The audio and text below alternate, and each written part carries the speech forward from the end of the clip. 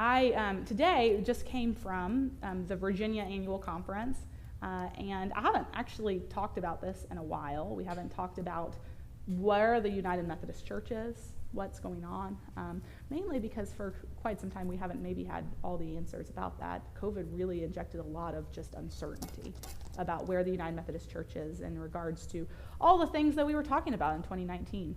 And so I wanted to invite for the first time, this is something that kind of most churches do, but wanted for the first time to invite our annual conference delegate who just went, Christian, who just went to this conference. I wanted him to come share with you a bit about what happens at annual conference and what specifically, what is the healing work that's currently taking place in the church, okay? So I want y'all to hear from him today. Okay, so like Michelle was saying, we just went to annual conference, and we thought a good place to start for this discussion is, what is annual conference? So the annual conference is kind of the polity structure for the Methodist Church, which is divided globally into central conferences and jurisdictional conferences, which the central conferences might be changing. We'll talk about that in a little bit. But central conferences are other places globally, and then the United States is in 5 jurisdictional conferences. We're in the Southeast, and within the Southeast jurisdictional conference, the Virginia Conference is the largest. Not all conferences are a state. Some are multiple conferences within one state. Some are multiple states within one conference. Virginia is just, we're Virginia. So at annual conference, I think Michelle also mentioned General Conference, which is an every 4-year event. This is where decisions in the church happen, where reports on the goings-on in the last year or 4 years happen. Can we go back to the last slide? So at annual conference, there's equal representation between clergy and laity. All the churches send clergy and lay members. Laity is just people that are not clergy. And at the conference, the bishop kind of presides over and leads. This is exciting. We have a new bishop, Bishop Sue Halpert Johnson. There's a picture of her on the screen. She seems super wonderful. We went to a reconciling event as a band to play a few weeks ago and got to hear her give essentially an Ask Me Anything about reconciling ministries. She is wonderful. Although we can't be perfect, her favorite gospel is Luke. I don't get it. But no, she's really wonderful. So can we go on to the next slide? So that's kind of what the annual conference is. What it does is it does the business of the church. So any motions that need to be voted on, reports that need to be given, there are, I'm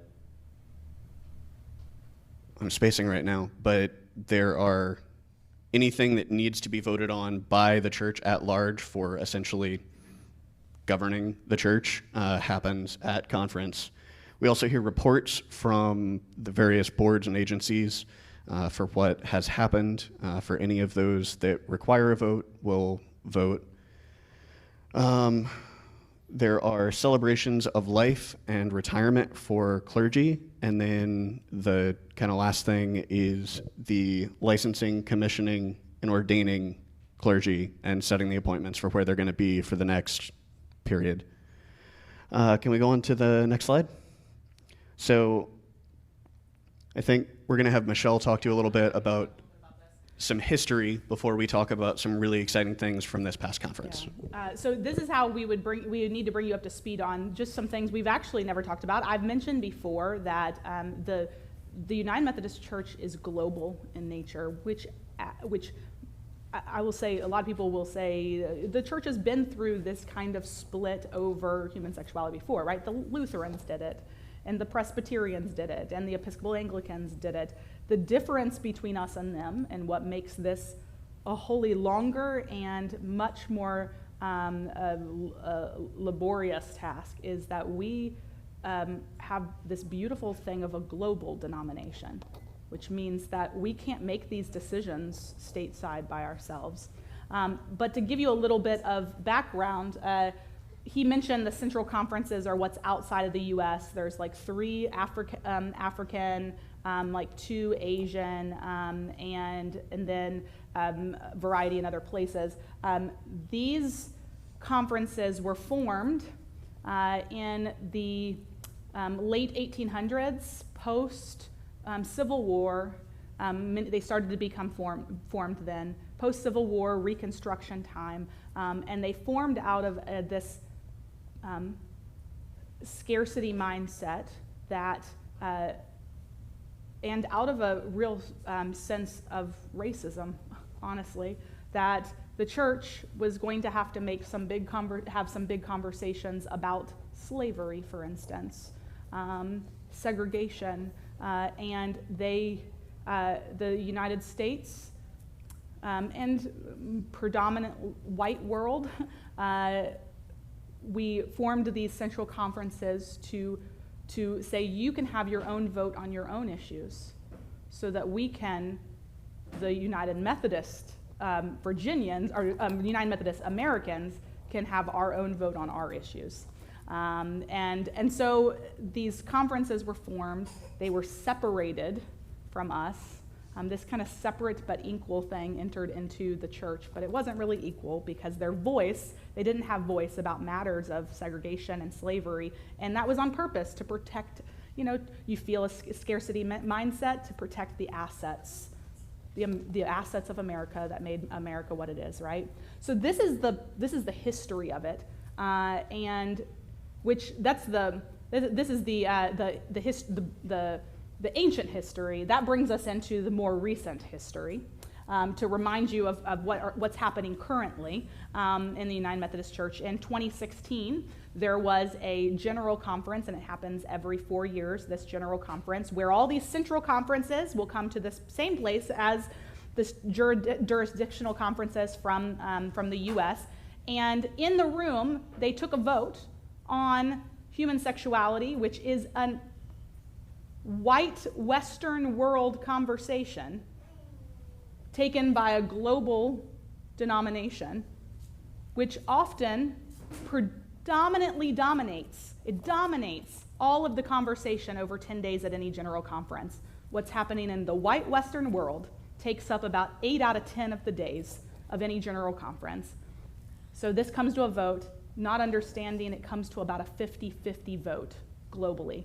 And it's like barely didn't pass to allow the change in the book of discipline. Barely didn't pass. And that scared everybody. It scared everybody and woke everybody up that we're about to have our global denomination split in half if we don't begin talking about this and doing something about it.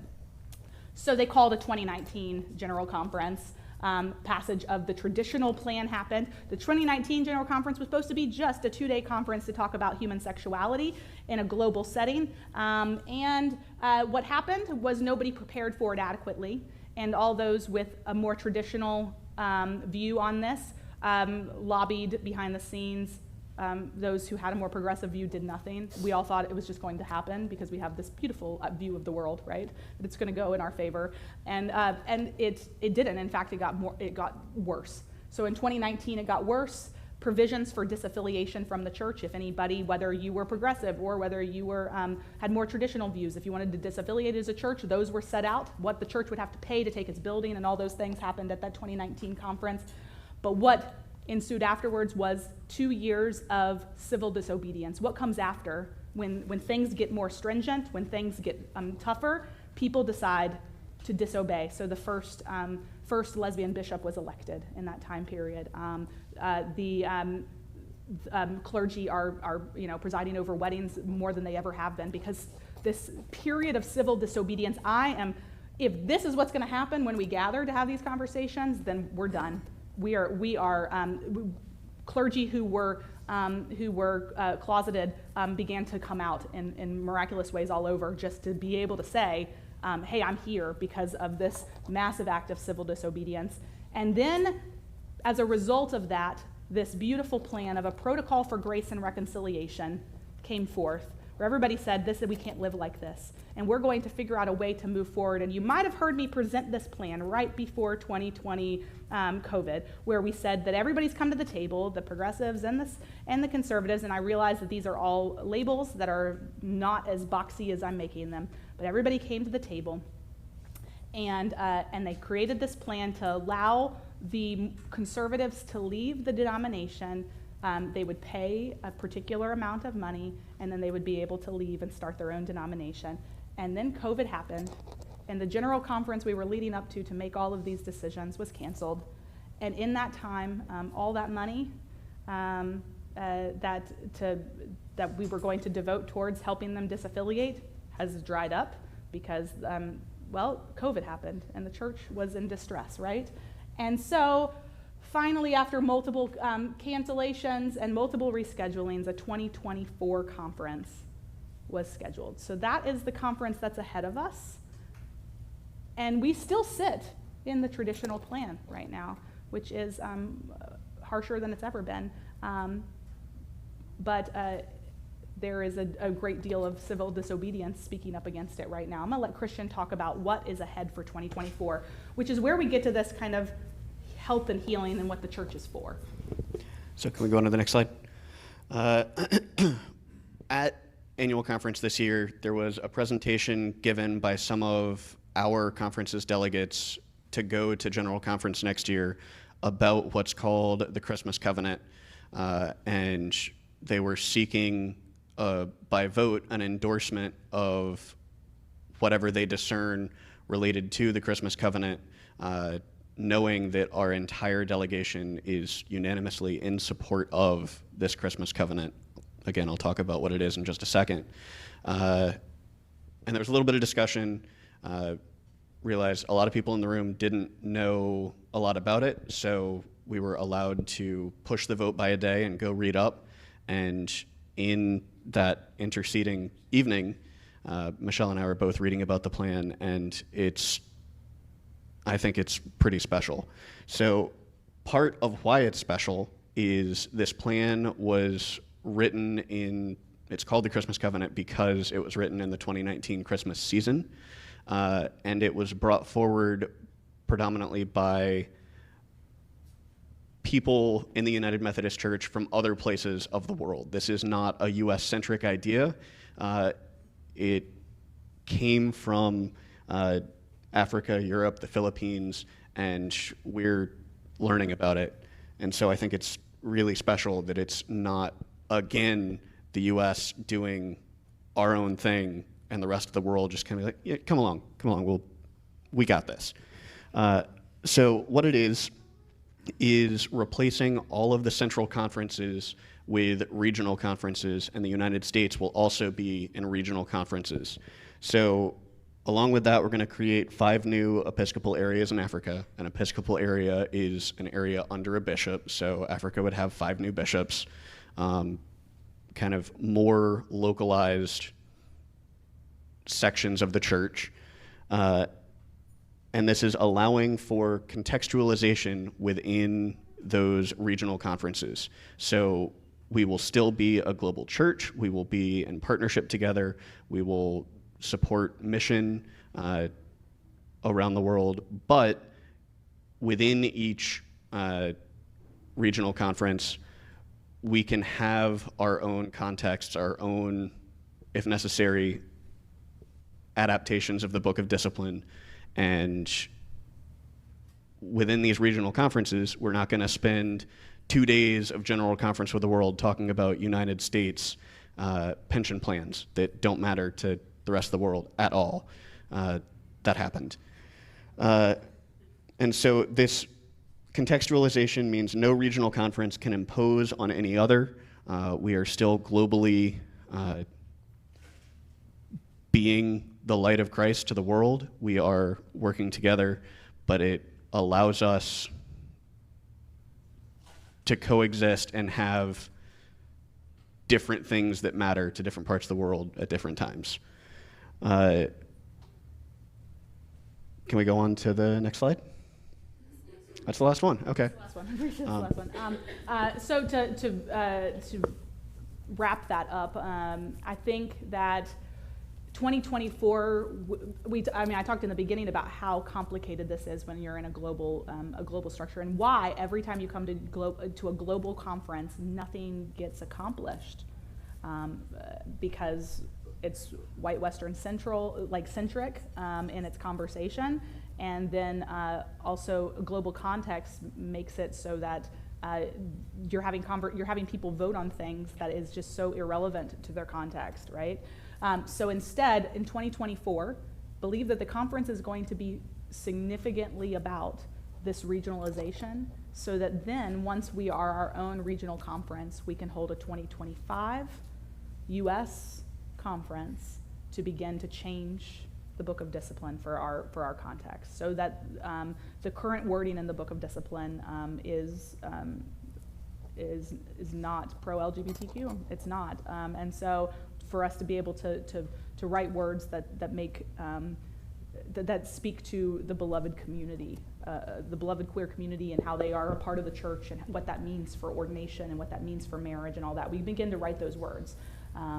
The other thing that is happening actively is that churches are disaffiliating all across the U.S., which by the time churches disaffiliate to join other more conservative denominations, we will actually have a majority of people willing to have this conversation in our own region in 2025. So it's a slow-moving process, but I think, as Christian expressed, there is something that is wholly way more healing about this, way more what the church is for, this hope and healing for the world, than what the original plan was, which was completely written by the U.S., and then we asked people to join us on the journey, right? This does a work of reparations that goes back to Reconstruction, right? There's something about this that is beautiful, not just about as it relates to reconciliation with the LGBTQ community, but reconciliation across what we have done through our denomination in a colonialist and through slavery and through separate but equal, what we've done to persons of color through this as well. So I'm super encouraged, and yeah, I think the last thing I want to say is, when we did vote on this, there were discussions. There were a couple of people that spoke against, a lot of people that spoke for. There was one question that came out of that, right, kind of at a unfortunate time in the procedure, because the question was called, meaning the next thing we do is vote, kind of as this question was asked. But I think it's important to put in everyone's heads, if you are a progressive congregation in Africa, how does this plan address you? And if you are a conservative congregation in the United States, how does this plan address you? So there are still questions that need to be answered and addressed. But when we took the vote to endorse the delegation's handling of this plan, it passed overwhelmingly. it did, yeah, passed overwhelmingly.